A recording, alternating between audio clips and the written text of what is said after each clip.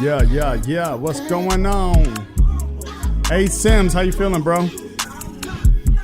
I'm chilling, just trying to set these little cameras up. Yeah.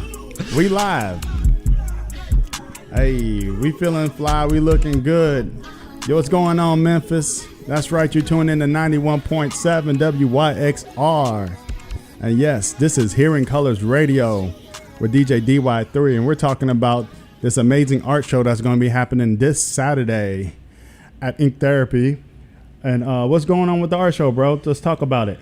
Yeah, so this Saturday we got a group of 13 artists coming in. We meet pretty much every Thursday at Ink Therapy.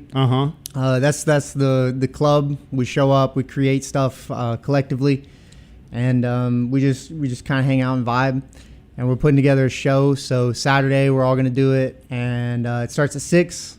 It's gonna be a bunch of dope artists. We got Kia. Yeah. And we got Liz. Yeah, we got Liz. And the creator of the club, Brain Crumbs, he's gonna have some dope stuff to show as well. And there's gonna be a bunch of other really dope artists. Cool, man. I'm really excited about this because like y'all all have like your own styles, and it's something that I feel like people need to see. And I'm really excited about how like y'all all working together to put this show together. That's a camaraderie, and that's a support that I feel like isn't too prevalent in other like art societies or art communities. I feel like y'all have like something really good and it's genuine. Yeah, from my experience, a lot of art communities are, supportive, but to an extent, it's a lot of gatekeeping done in the industry. Yeah. Which is another reason kind of why I'm really happy to be in the show, because one of the people that got me started in art, one of the very first people that got me my first show is going to be in the show. Yeah. That was Kia. The lady you had on before. Okay, I didn't even know that. That's gonna be dope. She picked me up at like a street show with FDC, and she got me in Stock and Bell, and then that led me to Jack Robinson's gallery and some more stuff. So Kia really put me on to the Memphis scene. Yeah. And so I'm excited to show with her again. So you're not new to these art shows and things like that. Nah, I've been around. I've had a few shows. Had a few shows. There you go. Hey, let's just be real, man. You've been doing the thing for a bit now, and now we back on the home team, and we about to represent, right? Yes, sir. So they had us send those little bios in for the show, and I think I put mine together in like 2 sentences, which is like Anthony Sims is an artist from Mississippi. I've shown art in 7 countries. I've been in over 10 publications, and I've been in 3 museums. So That's a good bio, bro. That's a powerful bio. What they calling a CV? Artist CV? Yeah. That's a powerful one. Man, I'm proud of you, man. Like, and you're really humble. You put out really good work, things that you feel that represent you, which is really good. So that kind of leads us into the first question, which is, what is your origin story? Yeah, so I came up in Mississippi, North Mississippi, more so on the west side. So it's a little bit more rural that way. And in school, I was always fascinated by like inventors. And so that was one thing that I always kind of strived to become one day, was like some great inventor. And I wanted to create something that was new. Yeah. And in 2nd grade, I actually remember I was in I think it was like a speech therapy class, because I said purple and wed. And so we were doing this art project, and I forgot the guy's name, but he invented pointillism. Okay. And that guy, like, hearing that you could invent an art style like that unleashed the gates for me, and from that moment forward, I wanted to make something new. And I was captivated by primarily the inventors, George Washington Carver and Nikola Tesla. Those 2 individuals really kind of pushed me towards that inventor route. And as I kind of got older and started expressing myself in different ways, I started doing art. And, with the engineering stuff I kind of accumulated in my younger years of trying to figure stuff out, mixed in with art. I was like, okay, well, obviously I should be an architect, right? So, all high school I'm sitting there thinking, I'm in art class, but I'm doing it because it's kind of like, it's fun. I enjoy being around artists and things, but I'm gonna be an architect, right? Yeah. And my last year of high school, I don't know what I did, but I tapped into something, and I was able to freestyle draw for the first time. Okay. Right, just doodle and make these kind of random caricatures, and that kind of opened up this visual thing for me to where I could I would just do it every day nonstop. And one of the people that actually taught me how to do that, the person that taught me how to draw freestyle was Noah, or Braincrumbs.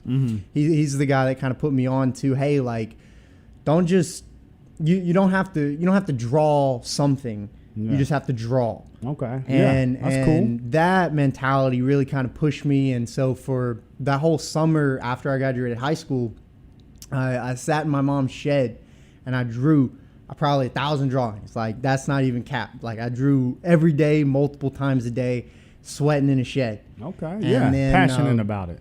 Yeah, I just wanted to make something dope, Yeah. That was the biggest thing. I wanted to create something that was cool, that I could look at and be proud of. And I started college. I was in college for like engineering stuff. And then my first semester of college, I started painting, and I was painting with Walmart art supplies in my bedroom, in my dorm room. And I made a couple paintings, and Noah, Braincrumbs, he was like, yo, like, these are dope. These are hot. You know, like, you gotta show some people these. So I started posting them online. And then through some mutual friends, he actually met Cooper. And then that's what brought me to Memphis. And so him, again, opening up the door for me to come to Memphis, and then Cooper having FDC and doing those shows, and then get picked up by Kia, kind of all snowballed into this greater effect of like, wait, I actually can do this, and I just kept pushing it. Man, and that's kind of just scratching the surface. The origin is it's a powerful origin. So your piece that you're working on for this show that's on Saturday, what are you cooking up for us? So that piece, it's one of the first pieces I finished this year, and I call it Solitude. It's this character. He's holding a pitchfork. It's kind of like American Goth, but more abstract than just one individual. So I got one individual, and that kind of stems from the American Gothic portrait is a woman and a man, and they're on their farm. I don't really know the history about it, but like I've seen it, Yeah. But my kind of take of it was, I just went through kind of a gnarly breakup, and I just wanted to kind of get that out of me. But it was this overwhelming feeling of loneliness and isolation that, like, I don't really feel like anybody's got me, and that was kind of the mentality behind it, of like, there's just this lone farmer guy, and it's just him against the world, and he's just standing there with his pitchfork ready to go. I like that though, and I like that spin. Like, instead of having the man and the woman, the solitude is just the man with the pitchfork. Yeah, I really dig that idea. So we got it going on Saturday. What do you want to say that, like, will intrigue people to come out? So kind of like how you touched on earlier, is like the diversity of artists. Like the different art styles that you're going to see. There's so many, like, I don't even know the names of a lot of the art styles, but like there's 13 artists. Yeah, so and they're all different. Yeah. Like this, like normally when you go to like a group show, there's like a theme or something, and they're all kind of blending in or whatever. And sometimes they're different, but they're all, I don't know. But this is a bunch of different artists from a bunch of different walks of life, creating a bunch of different art, and it's going to be dope. And you're going to meet a lot of cool people. I've already met a lot of cool people coming to these Clandestine Club meetups every Thursday, and I've rekindled relationships with people I knew prior. And I don't know, man. I think it's just going to be a really dope community to connect with. We're only getting bigger. Yeah. And we're only going to be doing more dope shit. So Facts. Yeah. Facts. So why do you create art? So one of the biggest things for me whenever I started creating was, you know, I wanted to create something cool. I wanted to create something dope. I wanted to create something that was cooler and bigger and more interesting than me. But as I kept creating, I kind of developed more of this habit of like, I can't really stop now, because this is I found a way to express myself, and I never really had a way to express myself, and I never really had a way to get these thoughts and these feelings out of me. And like tonight, before I came in, I was working on a painting, and you know, I've been in a weird mood pretty much all week, and I was just listening to really just angry music, and I was just getting that out. And it's been a really long time since I've done something out of anger in terms of creation, and so that was